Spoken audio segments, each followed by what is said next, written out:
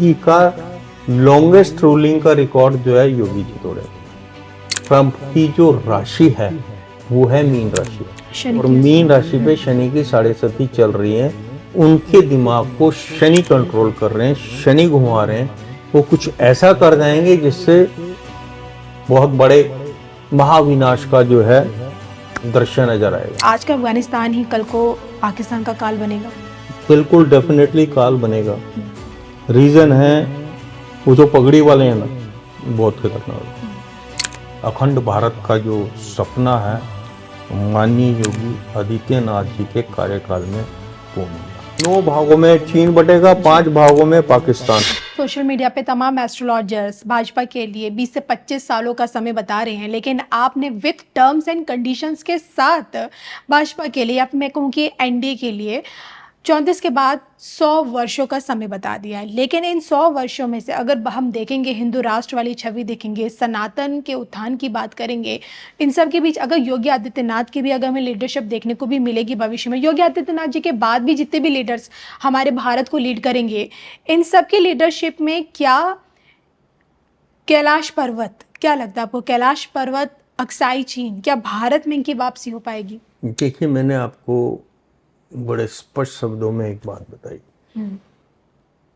कि मोदी जी से योगी जी का जो कार्यकाल है वो बहुत स्ट्रांग होगा। जी बिल्कुल। ठीक है, और योगी जी किसी को भी इस तरीके से बख्शेंगे नहीं। दूसरा, मेरी बहुत पुरानी भविष्यवाणी है कि हिंदू राष्ट्र के प्रथम प्रधानमंत्री, हिंदू राष्ट्र डिक्लेयर होने के बाद हिंदू राष्ट्र के प्रथम प्रधानमंत्री आपके माननीय योगी आदित्यनाथ होंगे, और इनका जो कार्यकाल होगा ना भूतो न भविष्यति। जवाहरलाल नेहरू की लॉन्गेस्ट रूलिंग का जो रिकॉर्ड है वो मोदी जी तोड़ेंगे, और मोदी जी का लॉन्गेस्ट रूलिंग का रिकॉर्ड जो है योगी जी तोड़ेंगे। इसके बाद ये बात बड़े ध्यान से सुनिएगा जी, इस दौरान देश की फाउंडेशन इतनी मजबूत हो जाएगी, चरित्रवान लोग राजनीति में आएंगे। चोरी, घूस खोरी वाले, गुंडा तत्व, असामाजिक तत्व राजनीति में कामयाब नहीं होगा। उसके लिए जो बेस है, ग्राउंड है, अगर वहां पर आप निस्वार्थ कार्य करने वाले जैसे मोदी जी, ऐसे नेता अगर बाहर आते हैं, और उसका जो आपका जो वो है, वो प्लेटफॉर्म है आरएसएस, वहां से लोगों को आप चाहे आर्मी में लेते हैं, चाहे इंटेलिजेंस में लेते हैं, या जितनी सर्विसेज हैं, बैकग्राउंड में फर्स्ट प्रायोरिटी एजुकेशन के साथ में आपका जो है हिंदू राष्ट्र के बारे में जानकारी, राष्ट्र हित के लिए सोचने वाले मानसिकता वालों को अगर आप लेके चलते हैं, तो आने वाले 100 साल मोदी जी के कार्यकाल के बाद का कार्यकाल जो योगी जी का होगा जी, और उससे आगे का जो कार्यकाल होगा वो उससे भी स्ट्रांग होगा। रीजन ये है कि मैंने बताया फाउंडेशन जो है हमारी बहुत स्ट्रांग होनी चाहिए। हमारे जो लोग ऊपर आने चाहिए, जो चयन हो किसी भी डिपार्टमेंट का, उसमें करैक्टर सबसे सर्वोपरि होना चाहिए, चरित्र। और वो फाउंडेशन जो है हिंदू राष्ट्र वाली, हिंदू धर्म वाली, आदि सनातन वाली, आपको वो फाउंडेशन सिर्फ आरएसएस होंगे। जी, वहां से अगर आप उस कैडर से आते यानी कि हम वापसी देख सकते हैं। हैं जी, हम वापसी देख सकते हैं फिर अक्साई चीन और कैलाश पर्वत की। 100%।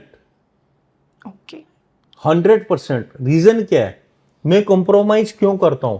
मुझे कोई फायदा हो रहा होता है तो मैं कंप्रोमाइज कर लूंगा, जी, लेकिन आने वाली जो लीडरशिप है वो कंप्रोमाइज कहीं नहीं कर रही है। आप मोदी जी को देखिए, कहीं कंप्रोमाइज करते हैं? बिल्कुल। जहां राष्ट्र धर्म की बात आती है, जहां हिंदू राष्ट्र की बात आती है, हिंदू धर्म की बात आती है, सनातन की बात आती है, कहीं कॉम्प्रोमाइज नहीं करते हो।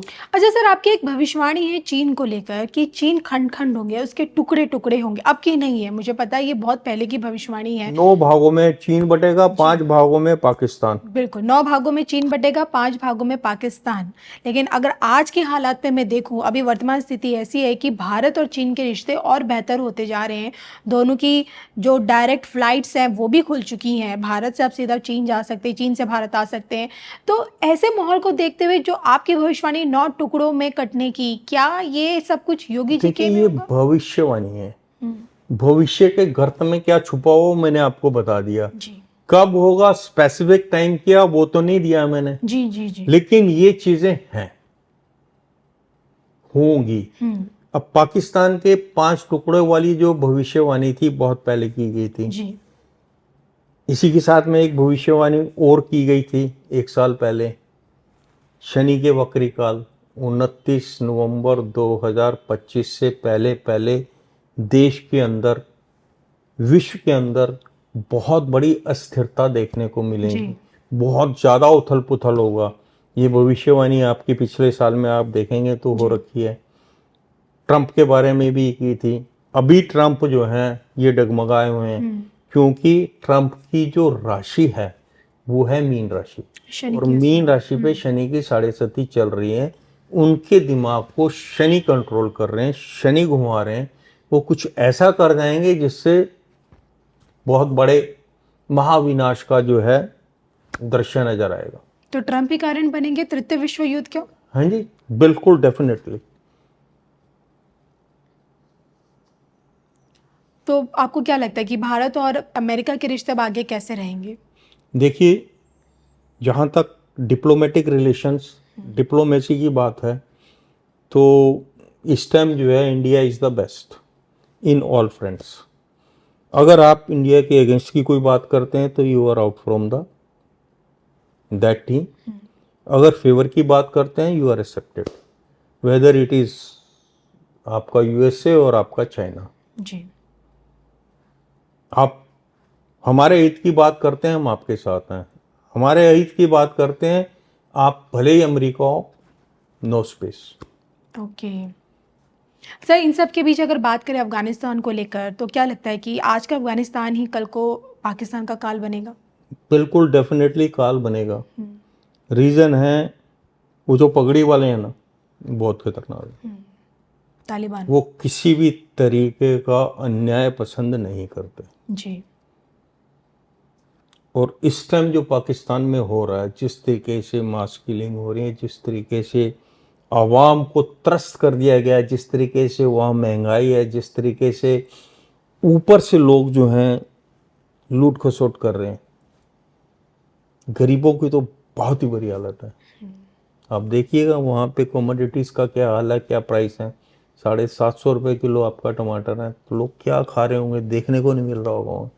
यानी कि हम ये समझे कि पाकिस्तान की नियति में, कुंडली में उसका खंड खंड होना लिखा ही है, निश्चित ही है। बिल्कुल डेफिनेटली लिखें, क्योंकि देखिए आसिफ मुनीर, इसकी मेष राशि है। जी मैंने आपको शहबाज शरीफ की भी बताई थी। आपकी उनकी जो है कुंभ राशि है, पाकिस्तान की जो है आपकी धनु राशि है।